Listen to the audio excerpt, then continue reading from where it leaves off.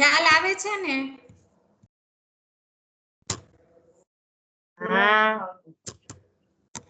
સમય સંખ્યા જો તમે અપૂર્ણાંક બરોબર શીખ્યા હશો ને તો તમને સમય સંખ્યા બરોબર સમજાશે. એટલે હવે આપણે છઠ્ઠો દાખલો જોઈએ.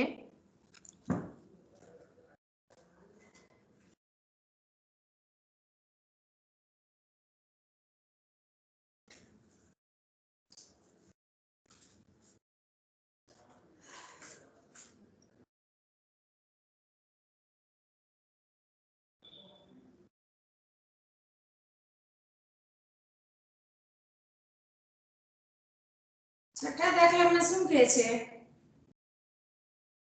નીચે આપેલી જોડીમાંથી કઈ જોડી સમાન સમય સંખ્યાનું નિરૂપણ કરે છે?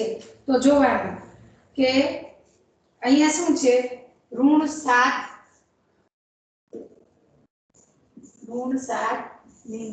છેદમાં 21 અને 3/9. હવે જોવાનું કે અહીંયા જુઓ કે સમાન સમય સંખ્યા ક્યારે હોઈ શકે. પહેલા જોવાનું કે બે ધન છે તો અહીંયા તમે જુઓ કે ધન છે કે ઋણ છે. પહેલી સમય સંખ્યા છે ઋણ 7 21 અને બીજી છે 3 9. તો આ પહેલી સમય સંખ્યા છે એ ઋણ સમય સંખ્યા છે.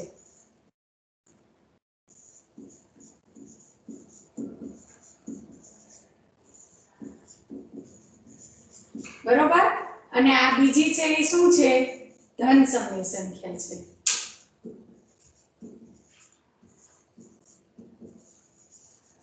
તો એ બે સમાન સમય સંખ્યા કહી શકાય નહીં. તો આપણે કઈ રીતે એને દર્શાવશું? ઋણ 7/21 એ બરાબર સમય સંખ્યા નથી. ઋણ 3/9. બરોબર? અહીંયા લખી શકો તમે કે આ બંને સંખ્યા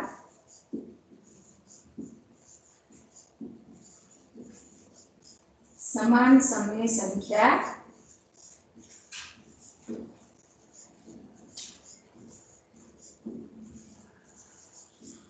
નથી. બરોબર? સમજાઈ ગયું ને? કે શા માટે નથી?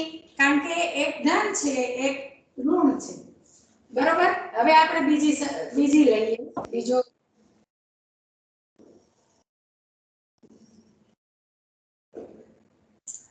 બીજા છે ઋણ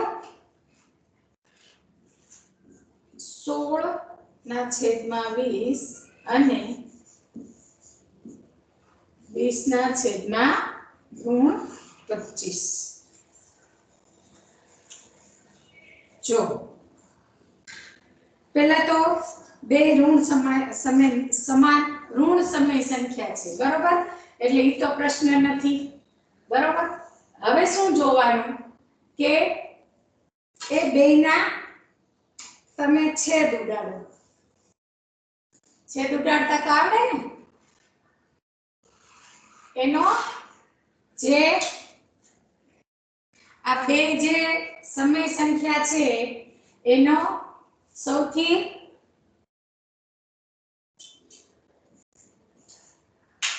ઋણ છે અને આ પણ ઋણ છે.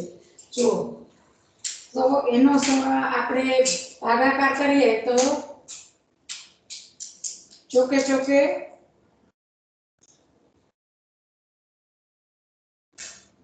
5 ચોક 20 અને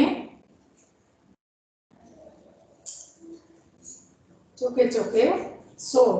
એટલે આની સમય સંખ્યા કઈ થઈ? ઋણ 4/5. અને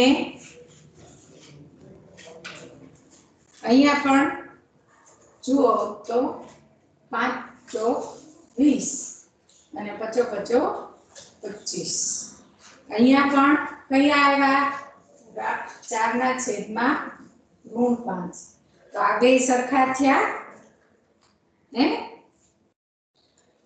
ત્યાં ને બે ઋણ સંખ્યા અને બેને છેદ ઉડાડતા સરખી સંખ્યા આવી એટલે આ બે સમાન સમય સંખ્યા છે એમ કહી શકીએ. આ બંને સમાન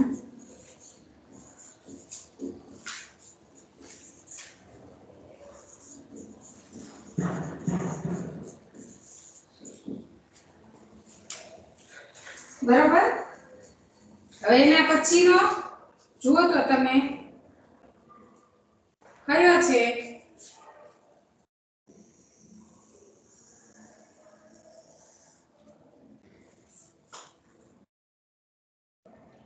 જુઓ ઋણ 2 ઋણ 3 અને 2 ના છેદમાં 3. હવે આને આપણે સમાન સમય સંખ્યા કહી શકીએ. જો આગળ આપણે શીખી ગયા છીએ મેં તમને શરૂઆતમાં શીખવાડ્યું છે કે ઉપર અને નીચે જે ઋણ સમય સંખ્યા હોય ને ઋણ સંખ્યા હોય ને તો એ ધન સમય સંખ્યા કહેવાય. કઈ રીતે? કારણ કે જો ઋણ 2 અને અહીંયા ઋણ 3 એને ભાગાકાર 1 થી કરીએ ઋણ 1 ભાગ્યા અને ભાગ્યા ઋણ 1 તો એ કેવી સંખ્યા થઈ જાય છે? ધન સમય સંખ્યા. ખ્યાલ આવ્યો? એટલે આ 2/3 અને અહીંયા 2/3 છે એટલે આ બે સમાન સમય સંખ્યા છે.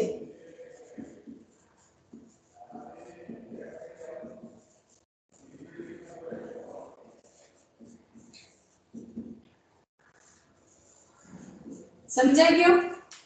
ઉપર નીચે બે છેદ અને અંશમાં ઋણ સંખ્યા હોય તો એ ધન સમય સંખ્યા થઈ જાય. અંશ અને છેદમાં ઋણ સંખ્યા હોય તો તે ધન સમય સંખ્યા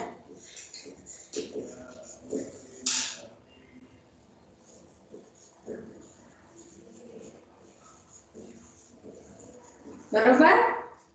સમજાઈ ગયું ને? ચાલો એના પછીનો છે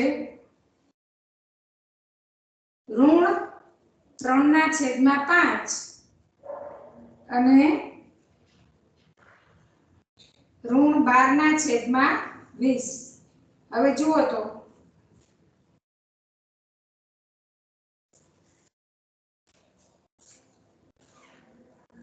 આને તમે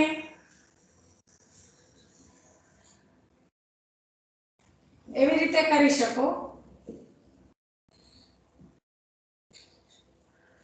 ઋણ 3/5 અને ઋણ 12/20. આ એનો સમઅપૂર્ણાંક છે. તમને ખ્યાલ આવે છે કે અહીંયા જુઓ કે ઋણ 3/5 છે તો એને કઈ સંખ્યા સાથે 3 ને કઈ સંખ્યા સાથે ગુણો તો 12 આવે તો 3 ચોક 12 અને 5 ને કઈ સંખ્યા સાથે ગુણો તો 20 આવે 5 ચોક 20. ઉપર નીચે સરખી સંખ્યાએ ગુણવાથી એનો સમઅપૂર્ણાંક મળે છે. મળી ગયો? તો આ બે જે સરખા દરેક સમઅપૂર્ણાંક છે કોઈ પણ સંખ્યાનો સમઅપૂર્ણાંક છે એ સમાન સમય સંખ્યા કહેવાય. સમજાઈ ગયું? એટલે આ બે છે એ સમઅપૂર્ણાંક છે. 3/5 સમઅપૂર્ણાંક 12/20 છે માટે આ બે સમય સંખ્યા આ બંને સમાન સમય સંખ્યા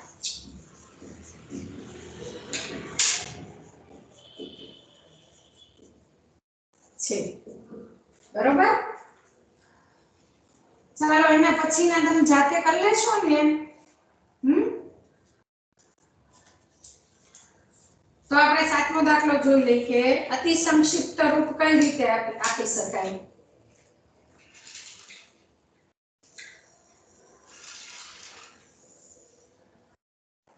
બરોબર અતિ સંક્ષિપ્ત રૂપ એટલે એનું નાનામાં નાનું સમઅપૂર્ણાંક બરોબર એટલે ટૂંકમાં આપણે જે છેદ ઉડાડીએ છીએ અને જ્યારે છેદ ન ઉડે છેલ્લી સંખ્યા આવી જાય ઈ એનું અતિ સંક્ષિપ્ત રૂપ કહેવાય જો ઋણ 8 ના છેદમાં 6 તો એના છેદ ઉડાડો તમે તો 4 દુ 8 અને 3 દુ 6 તો ઋણ 4 ના છેદમાં 3 નું અતિ સંક્ષિપ્ત રૂપ થાય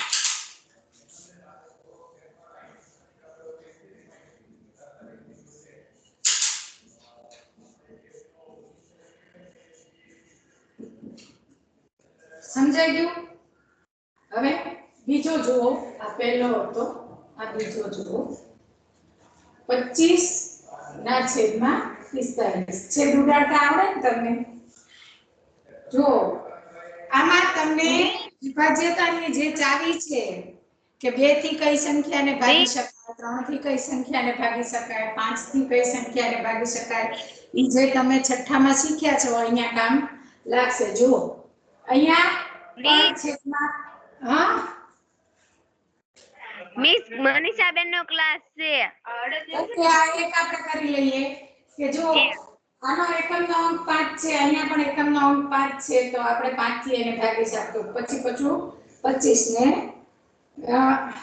9 પંચા 45 આનું અતિ સંક્ષિપ્ત રૂપ કેટલું થાય 5 9 5 બરોબર ચાલો આપણે બીજા પછી શીખીશું બરોબર